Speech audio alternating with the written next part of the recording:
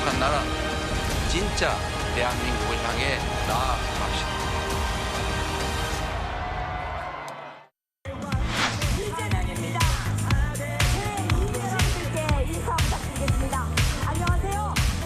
여러분들이 제게 기대하시고 맡긴 그 사명을 한순간도 잊지 않고 한치의 어긋남도 없이 반드시 확실히 이행하겠습니다.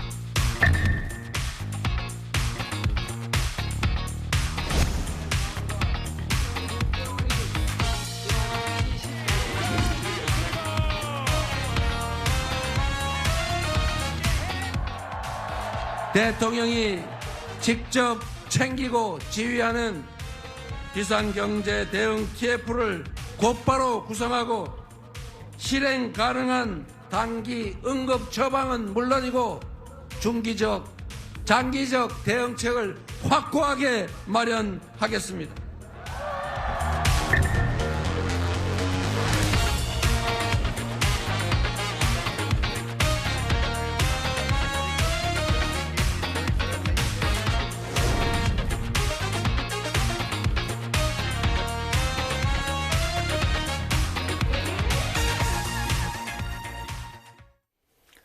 네, 이재명 대통령 50% 가까운 지지를 받고 21대 대통령에 당선돼 오늘부터 즉시 임기를 시작했습니다. 하지만 승리의 기쁨을 누릴 겨를도 없이 경제와 외교를 비롯해서 여러 난제와 마주한 상황입니다. 중국 억제에 진심인 미국이 점점 많은 요구를 내거는 가운데 과연 미국과 관세 빅딜로 우리 산업을 지키고 또 안보도 안정시킬 묘책을 내놓을 수 있을까요? 관련 내용 국립외교원 미주연구부 민정훈 교수, 또 서강대 경제학부 허준영 교수와 함께 자세히 짚어보겠습니다. 두 분 어서 오십시오. 네, 안녕하세요. 네, 먼저 민정훈 교수님, 일단 먼저 오늘 출범한 새 정부가 마주하게 된 가장 중요한 외교 안보 과제는 뭐라고 보십니까?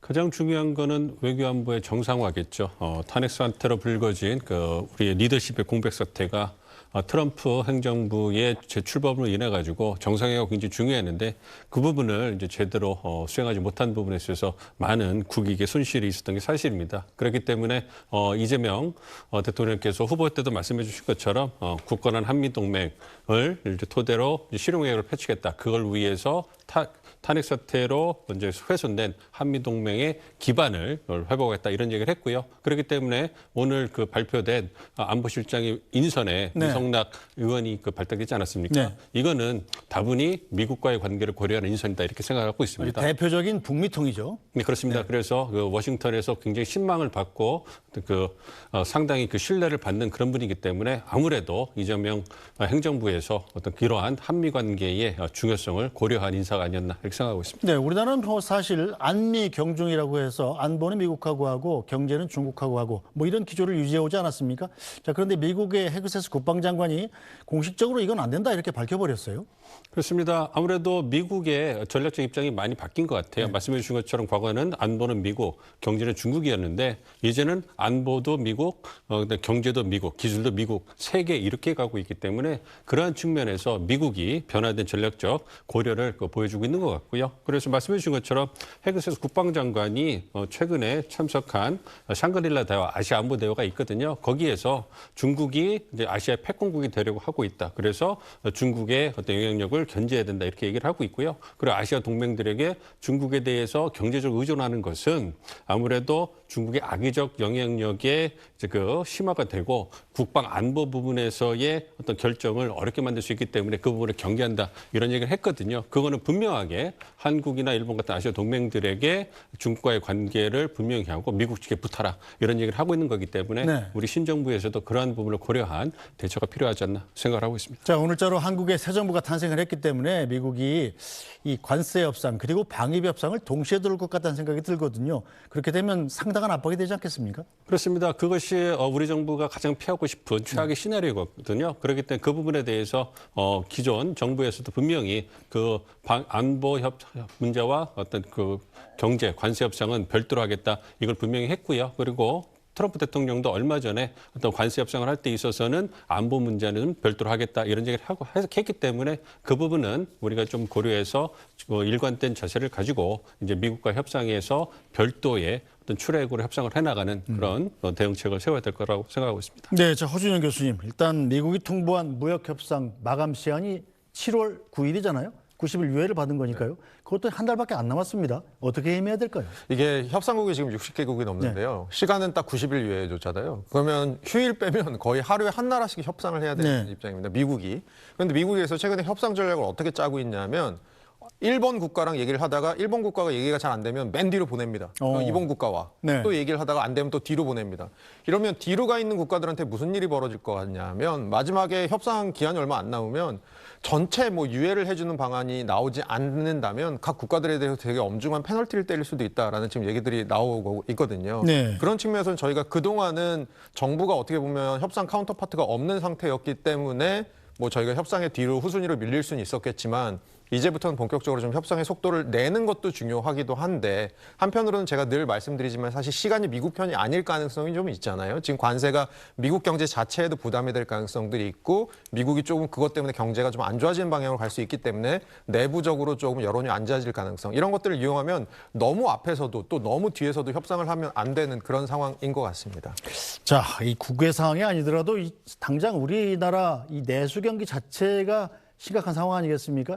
일단 국제연구기관들부터 0% 성장을 줄줄이 하향 예고를 하고 있는데 이 OECD는 1%대 성장을 예고를 했군요. 자, 정치적 문제 때문에 발생한 경기 침체였다면 정치적 안정성이 회복된 지금 다시 이게 올라갈 가능성도 있는 건가요? 저희 12월 3일에 비상계엄 있기 이전에도 이미 한국 경제에 대해서 약간의 경고음들이 나오기 시작했던 거고요. 그때도 사실 생각해보면 건설 투자 그렇게 좋지 않았고 그다음에 수출 부분도 계속해서 이제 반도체라는 것 때문에 어떻게 보면 좋을 때는 되게 좋은데 반도체 산업에 안 좋은 점이 또 안 좋을 때는 굉장히 안 좋거든요. 그런 것들 때문에 한국이 반도체 산업의 먹거리가 무엇이야 이런 것들에 대한 얘기들도 나오고 있었던 상황이거든요. 저희는 어떻게 보면 몇 달의 시간 아까 대기실에서 들어오기 전에 민영훈 교수님께서 7개월이 지났군요라고 말씀해 주셔서 그 7개월 이전으로 만약에 돌아갈 수 있다면 지금보다도 훨씬 조금 더 나은 펀더멘털로 갈 수 있을 텐데 그 펀더멘털이라는 것 자체가 굉장히 좋은 상황은 분명히 아니었었을 겁니다. 그러면 이제부터 해야 될 일이 굉장히 많은 거죠. 내수 부분은 어떻게 할 건지 그리고 수출도 사실은 우리나라 수출이 계속해서 잘 될 수 있게 어떤 정책들을 펼 수 있을 건지 이런 것들에 대해서는 사실 어떻게 보면 중장기적인 접근까지도 해야 되는 그런 상황으로 보입니다. 네, 이재명 대통령도 이 대선 후보 시절부터 대통령이 되면 1호 과제로 경제를 살리겠다는 말을 해왔습니다. 그 발언 다시 들어보겠습니다. 첫째로 내수 경기 진작을 포함한 경제를 살리는 일부터 시작하겠습니다. 대통령이 직접 챙기고 지휘하는 비상경제 대응 TF를 곧바로 구성하고 실행 가능한 단기 응급 처방은 물론이고 중기적, 장기적 대응책을 확고하게 마련하겠습니다. 주식시장도 조속히 정상화하겠습니다.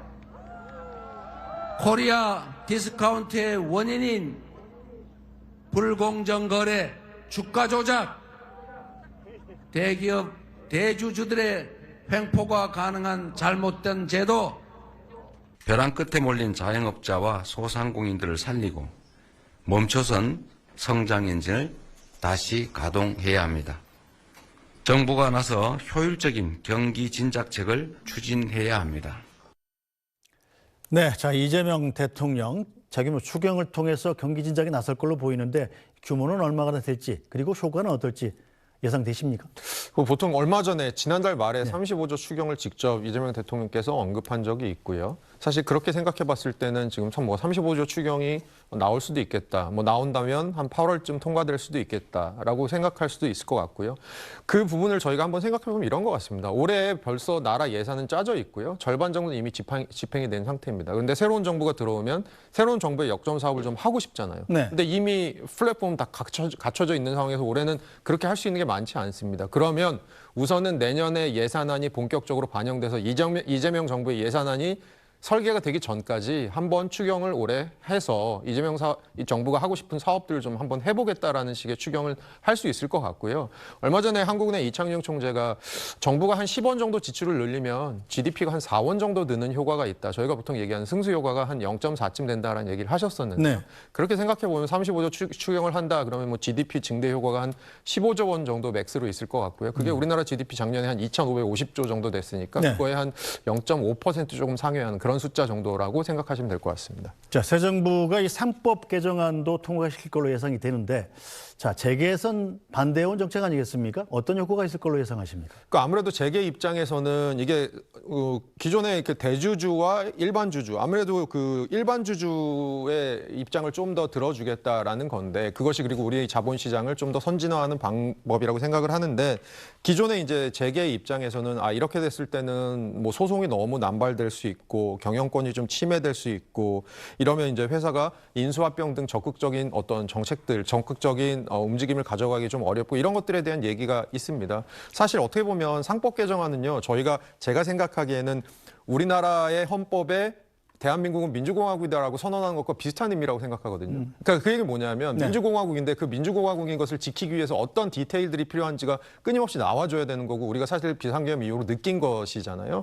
그런 측면에서는 상법 개정안이 나왔을 때 이 구체적인 디테일들을 어떻게 가져갈 것인지 저는 그게 오히려 더 중요한 문제라고 보고 있습니다. 네, 자, 그 어느 때보다 한국 경제가 어려운 상황에서 지금 새 정부가 출범한 건데, 재계가 바라는 점은 어떤 건가요? 뭐 제가 생각하기에 가장 핵심적으로 요약을 드리면 이재명 정부가 아마 하고 싶은 굉장한 플래그십 사업들이 있을 거다. 그리고 그런 것들은 기존에 저희가 생각하던 전통적인 경제학의 어떤 메커니즘들과 다른 것들도 있을 거다. 그런 측면에서는 조금 기존에 저희가 흔히 생각하던 처방들과 너무 다르지 않은 선에서 너무 시장에 부담이 되지 않는 선에서 해달라. 이게 아마 재계에서 지금 바라고 있는 정도의 얘기 아닐까 싶습니다.